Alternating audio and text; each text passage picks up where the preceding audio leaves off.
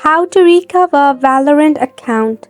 Welcome back to Let Me Help, and let's jump right into this video. You need to open up a browser and search for support/Valorant plus riotgames.com. In this search box, you have to go ahead and search for recover account.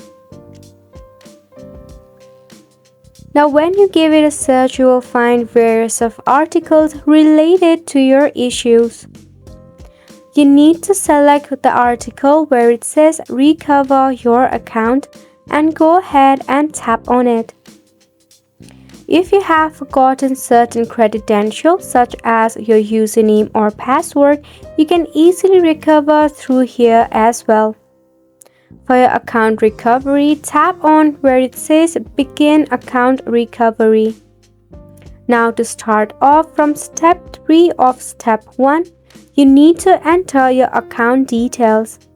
That is your username, your Riot ID. Then you have to confirm if your Legend of League account is linked with your Riot Game account or not. Then enter your DOB, then select the next option. Similar to this, you have to complete the step of 2 and 3 as well. Once you complete all of the steps and get verified through our email confirmation, you'll be able to recover your account.